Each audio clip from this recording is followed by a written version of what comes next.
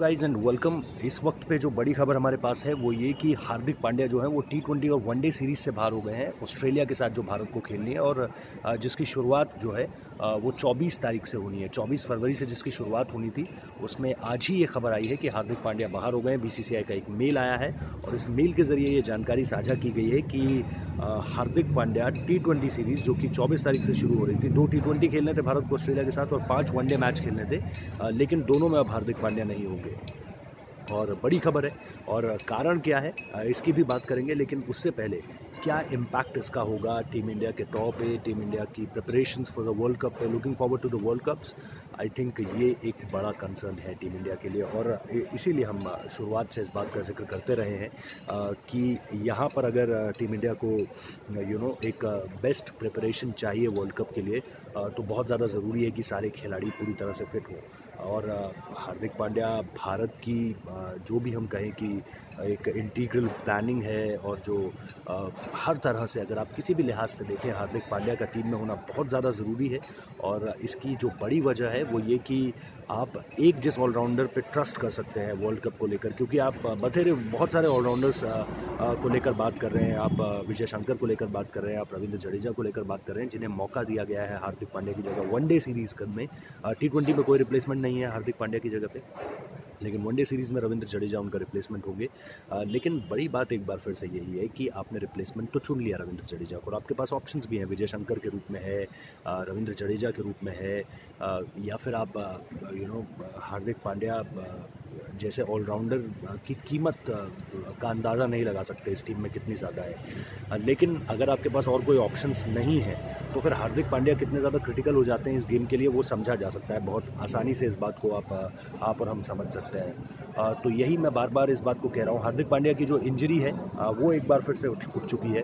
उनका जो back injury है उसमें वो एक बार फिर से जो निगल कहें उसे, निगल होता तो शायद पूरी सीरीज़ से बाहर नहीं होते, लेकिन शायद BCCI ने इस बात को भी देखा होगा कि अब आपको वर्ल्ड कप पे जाना है और वर्ल्ड कप में जाने से पहले आपको अपने प्लेयर्स को जिसमें अगर हल्का सा छोटा सा भी निगल लग रहा है तो फिर आप उसे अगर इस सीरीज़ से तो आपने बाहर कर दिया। लेकिन फिर बड़ा सवाल ये है कि क्या हार्दिक पांड्या IPL में खेलेंगे, क्योंकि अगर BCCI ने इस बात को लेकर फैसला लिया है कि वो इस सीरीज़ से बाहर हो जा रहे हैं, इस सीरीज़ में नहीं खेल पा रहे हैं, तो क्या हार्दिक पांड्या को IPL से भी बाहर कर दिया जाएगा, क्या IPL से भी उन्हें आराम दिया जाएगा? ये अपने आप में सबसे बड़ा सवाल है, क्योंकि अगर BCCI ने पूरी सीरीज़ के लिए बाहर किया, इसकी दो ही वजह हो सकती है। या तो ये कि इंजरी बहुत ज़्यादा सीरियस है, दूसरी वजह ये कि वो अगर छोटी भी इंजरी है तो चाहते हैं कि जो हार्दिक पांड्या है वो पूरी तरह से फिट रहे वर्ल्ड कप के लिए।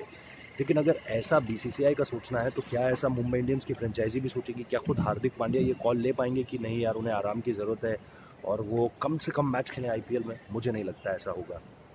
या फिर एक तीसरी वजह जो शायद हार्दिक पांड्या के फैंस को बुरी लग जाए वो ये कि क्या हार्दिक पांड्या खुद को IPL के लिए बचा कर रखना चाहते हैं? ये भी एक बड़ा सवाल है।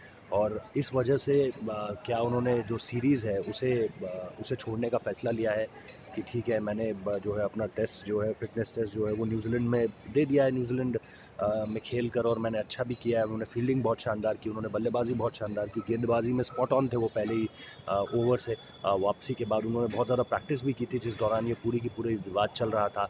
तो ऐसे में बड़ा सवाल यही है कि क्या अगर हार्दिक पांड्या IPL को लेकर इस तरह से सोच रहे हैं तो क्या वजह यह है कि IPL में वो खेलना चाहते हैं, इसीलिए इस सीरीज़ को उन्होंने पूरी तरह से एक तरह से बॉयकॉट कर दिया है कि इस सीरीज़ में टीम इंडिया मेरे बिना खेले और मैं जो अपनी फ़िटनेस है उसे प्रूव कर ही चुका हूँ। तो अब जो मैं खेलूँगा वो ऑस्ट्रेलिया के अगेंस्ट नहीं खेलूँगा बल्कि सीधे IPL में उतरूँगा और वो मेरी जो है वो फाइनल प्रिपरेशन होंगी फॉर द वर्ल्ड कप। बहुत सारे खिलाड़ी इस तरह से देख रहे हैं, स्टीव स्मिथ भी इसी तरह से देख रहे हैं IPL को कि उनका फाइनल एक पैरामीटर होगा जो तय कर देगा कि उन्हें वर्ल्ड कप में ऑस्ट्रेलिया के लिए खेलना है, तो IPL में उनके फॉर्म में आना बहुत ज़्यादा ज़रूरी है। हालांकि इंजरी की वजह से उन्होंने बांग्लादेश प्रीमियर लीग से अपना नाम वापस ले लिया था, लेकिन वापस अगर हार्दिक पांड्या की बात करें तो ये अपने आप में एक बहुत बड़ा फैसला होने वाला है जो उन्होंने ले लिया है। लेकिन इसकी सबसे बड़ी वजह क्या है ये IPL में पता चल जाएगा, क्योंकि अगर हार्दिक पांड्या IPL में खेलते हैं from the very first match और उसी इंटेंसिटी से खेलते हैं और लगातार खेलते चले जाते हैं तो ये बात साफ हो जाएगी कि उन्होंने ऑस्ट्रेलिया की सीरीज़ इसीलिए कट थ्रू की ताकि वो IPL में खेल सकें और IPL से आगे फिर वो वर्ल्ड कप में जा सकें। तो आप क्या सोचते हैं इसके बारे में, कितना इम्पैक्ट डालेगा ये टीम इंडिया की परफॉर्मेंस में?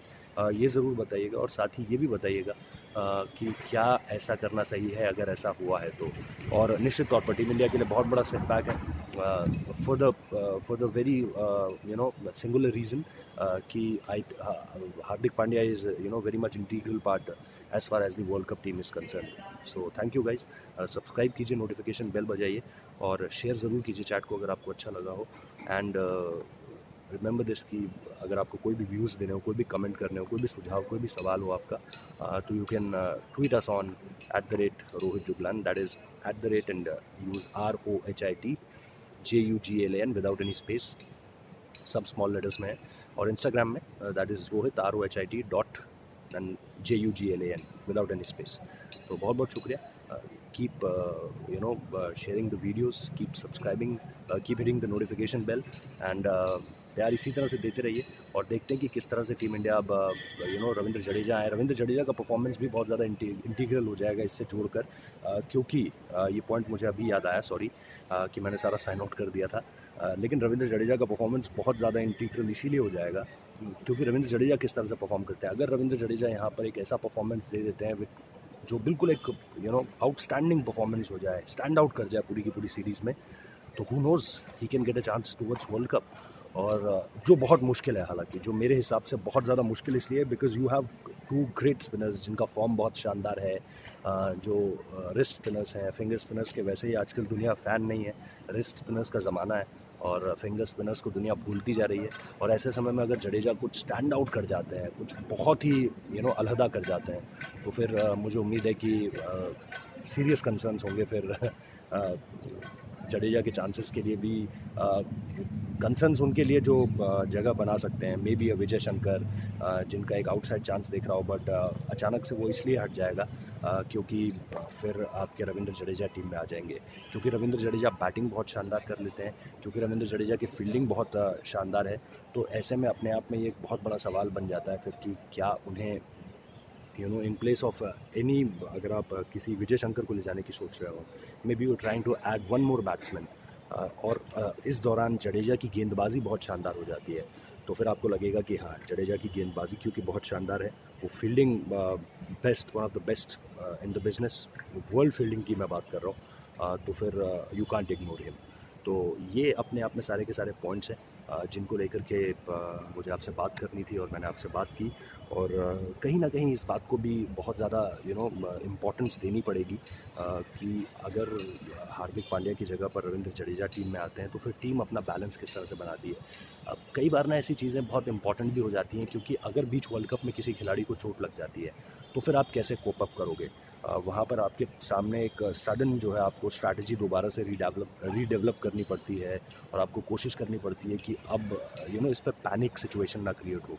तो कई बार ऐसी सिचुएशंस आपके लिए हेल्पफुल होती हैं, आपके कप्तान के लिए हेल्पफुल होती हैं। देखना दिलचस्प होगा कि विराट कोहली टीम का बैलेंस जो है उसे किस तरह से रीडेवलप करते हैं, किस तरह से ये टीम ऑस्ट्रेलिया के अगेंस्ट खेलती है।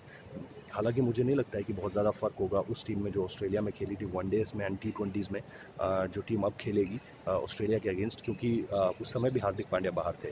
तो अगर अब हार्दिक पांड्या बाहर हैं और रविंद्र जडेजा टीम में आ रहे हैं तो टीम में कोई ज़्यादा फ़र्क नहीं पड़ेगा। लेकिन उस समय क्या कप्तान बहुत ज़्यादा एक स्ट्रेट तरीके से वर्ल्ड कप की तरफ सोच रहे थे? शायद नहीं, इस वक्त पे सोच रहे होंगे।